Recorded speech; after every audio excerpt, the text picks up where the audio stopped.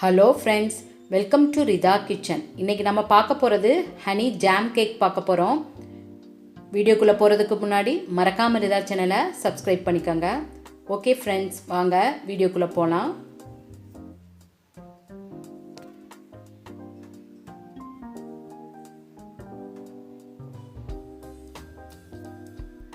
அதுக்கு தேவையான பொருட்கள்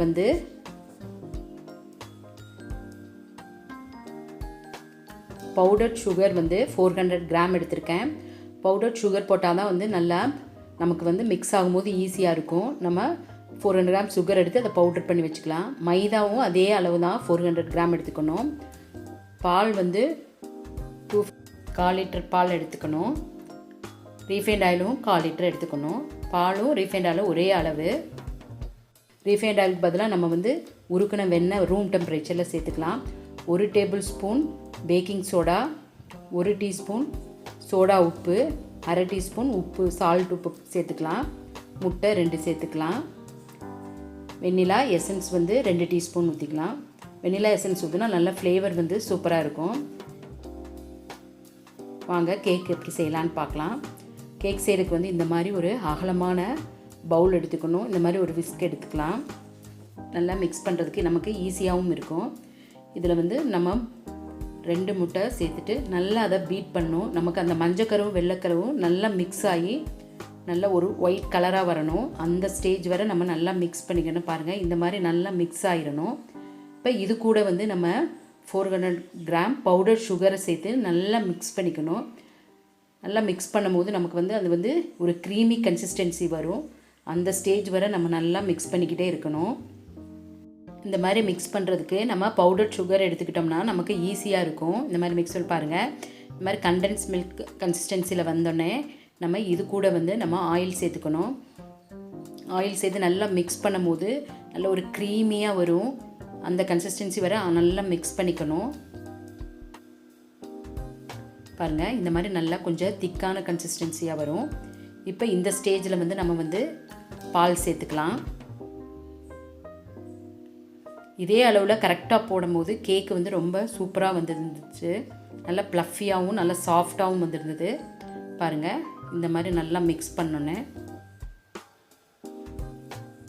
இது கூட வெண்ணிலா எசன்ஸ் 2 டீஸ்பூன் ஊற்றிக்கலாம்.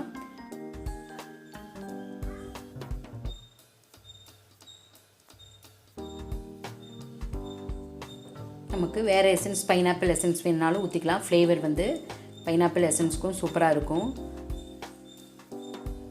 வெனிலா எசன்ஸ் ரொம்ப சேர்த்துடக்கூடாது. 2 டீஸ்பூன் தான் சேர்த்துக்கணும்.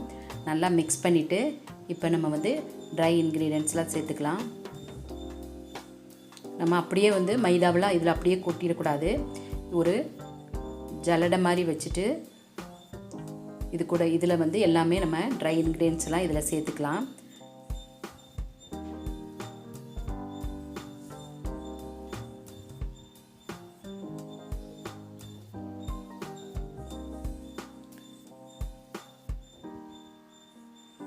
இது கூடயே 1 table spoon baking soda, 1 teaspoon soda உப்பு, 1/2 டீஸ்பூன் உப்பு சேர்த்து இதை நல்லா ஜலிச்சுக்கணும்.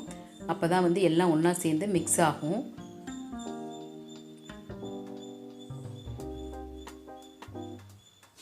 நம்ம சோடா உப்பு பேக்கிங் சோடாலாம் இதே அளவு போடும்போது நல்லா கேக்கு நல்லா ப்ளஃபியாக வரும். இப்போ இந்த மாதிரி ஜலிக்கும் போது எல்லா இன்க்ரீடியன்ட்ஸும் ஒன்றா மிக்ஸ் ஆயிரும்.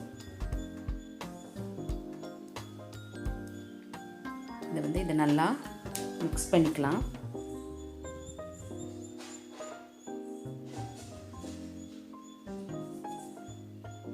நமக்கு இந்த கேக் செய்கிறதுக்கு பீட்டர்லாம் தேவையில்லை.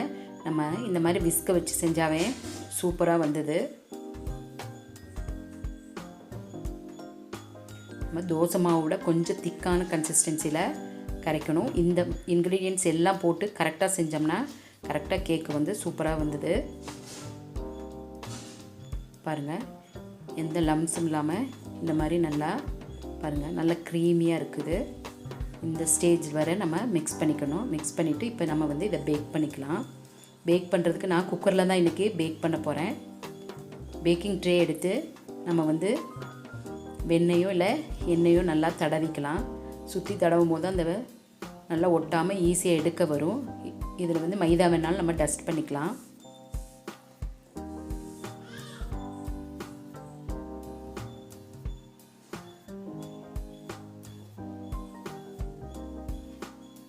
இதில் அந்த பேட்டரை ஊற்றி வச்சுக்கலாம். பேட்டர் வந்து எப்பயுமே ஒரு அரைவாசி இருக்கிற மாதிரி நம்ம ஊற்றி வச்சுக்கணும். ஏன்னா நல்லா கேக்கு வந்து நல்லா பொங்கி வரும். அதனால் நம்ம அரைவாசி ஊற்றி வச்சுட்டா போதும்.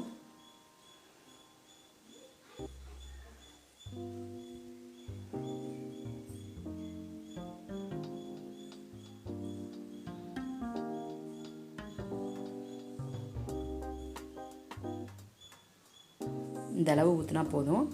நம்ம டேப் பண்ணி விட்டுக்கலாம். உள்ளே இருக்க ஏர் பபிள்ஸ்லாம் போகிறதுக்கு இந்த மாதிரி டேப் பண்ணி விட்டுக்கணும். இப்போ இதை நம்ம குக்கரில் எடுத்து வச்சிடலாம்.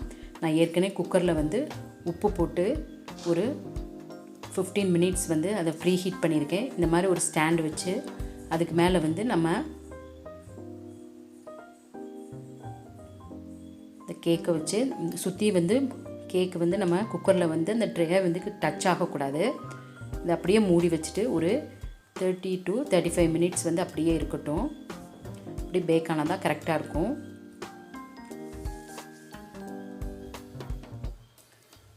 பாருங்கள் 35 மினிட்ஸ் ஆயிடுச்சு. இந்த மாதிரி ஒரு ஸ்டிக்கை வச்சு குத்தி பார்க்கலாம்.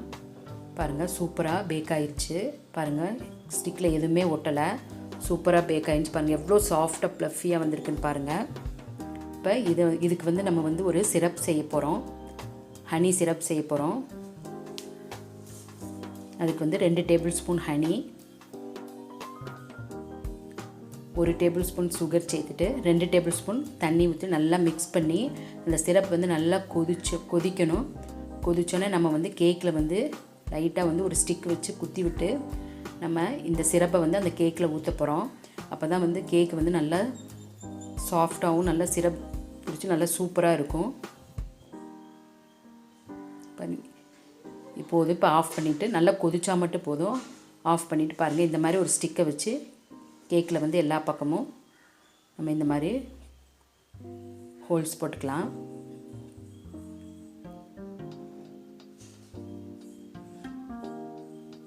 ப்ளைனாக இந்த கேக் வேணாலும் வச்சுக்கலாம். நல்லா டேஸ்ட்டாக இருந்தது. இப்போ நம்ம ஹனி கேக்குனால் நம்ம வந்து இந்த மாதிரி சிரப் இது பண்ணி உள்ளே வந்து நம்ம இதுக்கு மேலே ஊற்றணும்னா நல்லா கீழே வர இறங்கி நல்ல டேஸ்ட்டும் சூப்பராக இருக்கும்.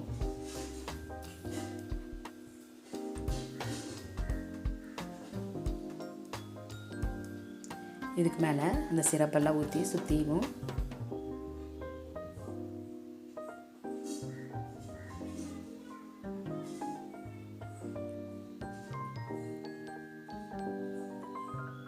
இந்த மாதிரி ஒரு சிலிக்கான் ப்ரஷ் வச்சு நல்லா எல்லா பக்கம் படுற மாதிரி இது பண்ணிக்கோங்க.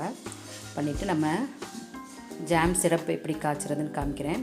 இந்த சிரப்பை மிச்சம் இருந்தால் அதவே நம்ம வச்சுக்கலாம். பாருங்கள் அந்த சிரப்பு கூடயே வந்து நம்ம 2 டேபிள் ஸ்பூன் ஜாம் விட்டுக்கலாம். நீங்கள் உங்களுக்கு அதிகமாக கேக் மேலே ஜாம் அதிகமாக வேணும்னாலும் நீங்கள் வந்து ஒரு 4 டேபிள் ஸ்பூன் கூட போட்டுக்கலாம். நல்ல டேஸ்ட்டாகவும் இருக்கும். நான் கம்மியாக தான் போட்டிருக்கேன். 1 டேபிள் ஸ்பூன் தண்ணி விட்டு இதில் நல்லா மிக்ஸ் ஆனோடனே இந்த சிரப் நல்லா மிக்ஸ் ஆனோடனே பாருங்கள் நல்லா கொதித்து நம்ம ஆஃப் பண்ணிடணும். அந்த கேக் மேலே நம்ம இந்த சிரப்பை ஊற்றிக்கலாம். ஜாம் சிரப்பை ஊற்றினா உங்களுக்கு சிரப் வந்து இன்னும் கொஞ்சம் திக்காக வேணும்னாலும் இன்னும் டேபிள் ஸ்பூன் ஜாம் போட்டுக்கலாம். நான் வந்து கொஞ்சம் திக் கம்மியாக தான் வச்சுருக்கேன். நமக்கு இதை கொஞ்சம் ஆறி செட் ஆனோன்னு நல்லாயிருக்கும். இதுக்கு மேலே வந்து டெசிகேட்டட் கோகோனட் போட்டிருக்கேன். உங்களுக்கு நமக்கு வந்து டெசிகேட்டட் கோகோனட் இல்லைன்னா நம்ம துருவின தேங்காவை வந்து ஒரு வாணலியில் நல்லா வறுத்து போட்டோம்னாலும் சூப்பராக இருக்கும்.